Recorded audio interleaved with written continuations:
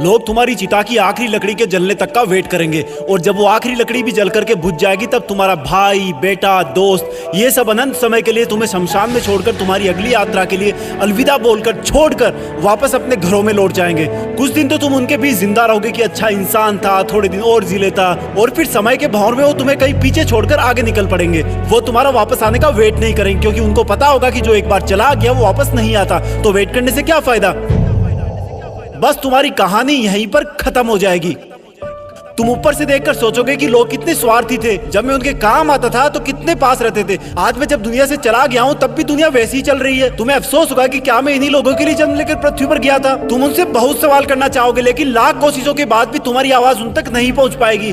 तुम वापस आकर फिर से दोबारा जिंदगी जीना चाहोगे, क्योंकि तुम्हें जिंदगी जीने का मतलब तब समझ में आ चुका होगा। तुम्हें महसूस होगा कि तब तुम अपनी लाइफ में अपने आसपास के माहौल में खुद को कितना भूल गए थे। तुम्हें जवाब मिल चुका होगा कि क्यों तुम अपने सपने पूरे नहीं कर पाए, क्यों तुम अपने सपनों की गाड़ी नहीं खरीद पाए, क्यों तुम अपने सपनों का घर नहीं बना पाए, क्यों तुम अपने बच्चों को अच्छी शिक्षा नहीं दे पाए, क्यों तुम अपना करोड़ों का बिजनेस खड़ा नहीं कर पाए, क्यों तुम्हारे सपने सिर्फ सपने बन के रह गए। तुम्हें सबसे बड़ी सीख ये मिल चुकी होगी कि अगर अगले जन्म में कुछ भी ना कर पाया ना, तो कम से कम टाइम वेस्ट नहीं करूंगा। तुम चाहोगे कि काश 2 मिनट, सिर्फ 2 मिनट और मिल जाए तो हिस्ट्री में जाकर अपने बेटे के साथ खेल सकूं, अपनी बेटी की शादी किसी और के साथ करा सकूं, अपनी माँ से अपनी गलतियों की माफी मांग सकूं, अपने पापा के सहारे की लकड़ी की जगह अपने हाथ से सहारा दे सकूं। तब तुम्हें लगेगा कि उस वक्त मेरे पास 24 घंटे थे, 52 हफ्ते थे, कई दशक थे, लेकिन मैंने कितना टाइम वेस्ट किया। माँ जगाते जगाते थक जाती थी, लेकिन तुम रात को देर तक पढ़ने के बहाने से सुबह 8 बजे तक सोते रहते थे, जबकि असलियत ये थी कि तुम चैटिंग करते रहते थे, अपनी फोटोज को एडिट करके अपने आप को स्मार्ट दिखाते थे, गंदे वीडियो देखते थे। कितना टाइम वेस्ट करते थे तुम।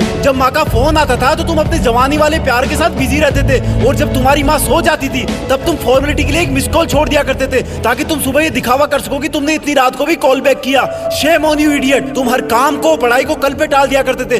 जो हाथ तुम्हारे बूढ़े माँ बाप को सहारा देने चाहिए थे, वो हाथ हमेशा बिना मतलब ही मोबाइल पर उंगलियां फिराने में बिजी रहता था।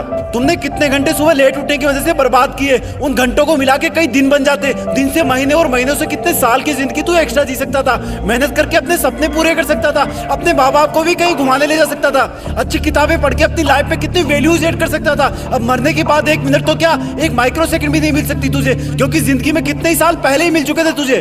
पर थैंक गॉड कि ऐसा कुछ भी नहीं हुआ। अभी तुम अभी मरे नहीं हो।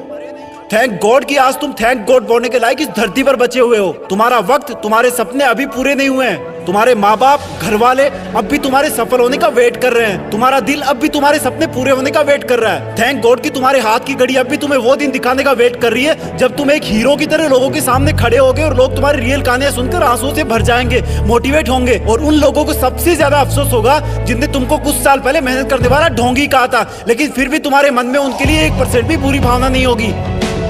ये अलार्म कल भी बजेगा। अगर तुम उठ गए तो ये तुम्हारे जिंदा रहने का सबसे पहला सबूत होगा। अगर तुम अलार्म बजने से भी पहले उठकर अलार्म को बंद करके अपने काम पर लग गए तो ये तुम्हारे सफल होने का सबसे बड़ा सबूत होगा।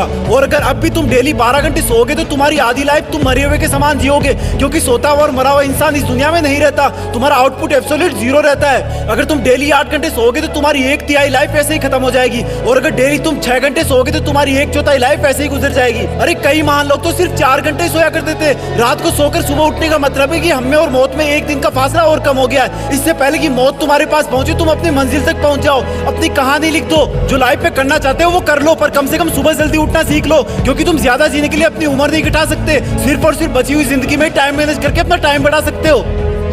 तुम्हें करना होगा, तुम कर सकते हो। You can do it, you can manage your time. तुम्हें बाद में पछताने से पहले अभी अपने टाइम को सही ढंग से यूज करना होगा। जय हिंद।